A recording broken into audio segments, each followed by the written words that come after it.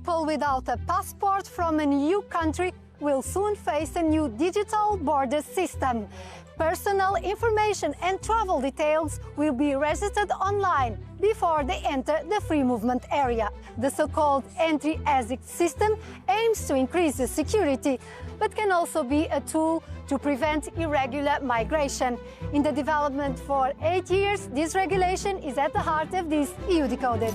The regulation will apply to non-EU citizens traveling on holiday or business for a stay of up to 90 days in a 180-day period.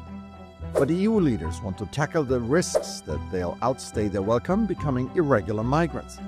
They also argue that they want to better detect crime victims, namely of human trafficking and offenders, including those who pose a terrorist threat.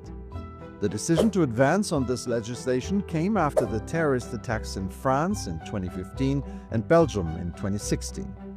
Photographs with biometric data and fingerprints are some of the elements that will be registered in the system.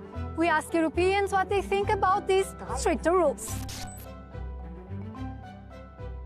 There's lots of people travelling around pretending to be tourists, but we're not sure they all are.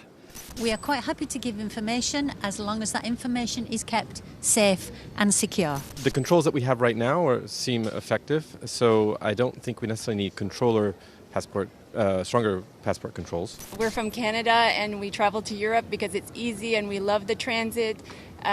So I worry that putting in some extra regulation would just make it a bit more complicated for us. So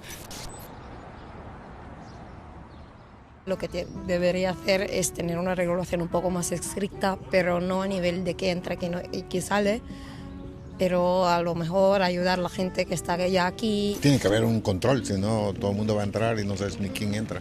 Tampoco me parece bien tanto control tan exhaustivo. Eso puede conllevar a que haya muchas injusticias. Euronews reporter Vincenzo Genovesi has been following this dossier. The proposal for this regulation appeared in 2017. Why did it take so long to come to the point now of implementation? According to my understanding, the issues were more at the technical level, because the regulation for entry-exit system was agreed just 1 year after the proposal, but then every country concerned has to present a declaration of readiness, and apparently it took a while to build up the system. The system will register the person's name, the type of travel document, and biometric data, so fingerprints and facial images. They will also check at which moment they enter and exit. The regulation is presented as means to increase security, but isn't it also a tool for migration control? It's definitely a tool for migration control, in my opinion, because we know that a large part, maybe even the largest part of irregular migrants in the European Union come in a regular way. So with this system, national authorities will be able to check when the permit of a person is expired. Once the European Commission sets a date, which might be in autumn, we heard the progressive implementation may take up to 6 months. Is this a technical issue? Which countries will probably be more proactive? Yes, indeed. The Polish presidency of the Council set the goal to start in October. Then countries have a choice. They can adopt a gradual approach, or they go straight into full application. I guess that there will be some countries faster than others, but I cannot make any predictions at this stage. I also expect that it will be easier to enforce this in the airports, for example, and it will be more difficult to enforce this system and at other crossing points like the land border crossing points. 25 EU member states will use the scheme, except Cyprus and Ireland, that will continue to stamp passports manually. It also applies to 4 Schengen associate countries: Iceland, Liechtenstein, Norway and Switzerland.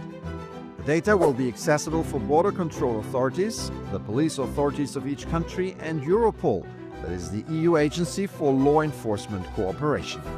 With us is the rapporteur for this regulation in the European Parliament, Assita Kanko, Belgian member of the European Conservatives and Reformists. Welcome, madam. How confident are you that this system will be in place without creating too much cybersecurity risks and maybe even long queues for users, notably the tourists?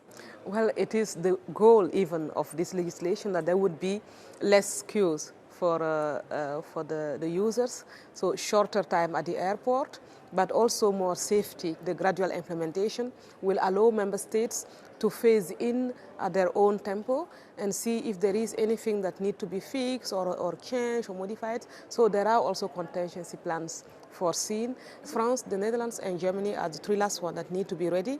And we are going to go in trilogue and negotiate with the Council and look at where there are still concerns and how we can fix them. What impact do you expect in controlling international crime, for example, which is a priority? Exactly. Thanks to the EES, we are going to give the opportunity to our law enforcement agents to look live into simultaneous data to track criminals. Can you imagine the agent sitting on a pile of paper and trying to find something? Then the criminal is already very far away. And we should not forget that this legislation came first into life 8 years ago after the terror attacks of Brussels, Zaventem and Paris. But 8 years have passed and we are still not capable of protecting our citizens against what happened then because we did not implement our legislation and we are worried about other kind of threats. But we need to be ready to fight terrorism. Illegal migration is also a topic important here because there's illegal migration and there's also maybe a risk of restricting the rights of asylum seekers that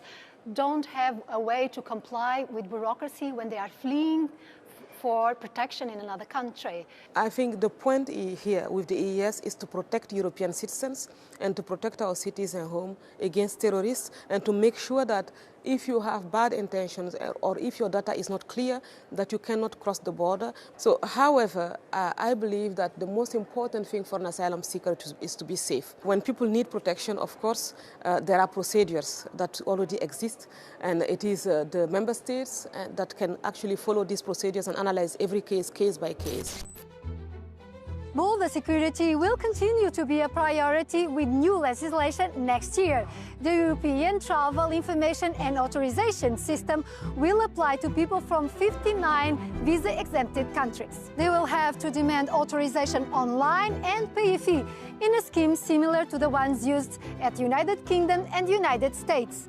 People are traveling more and more, but they are also facing increasing controls at the borders.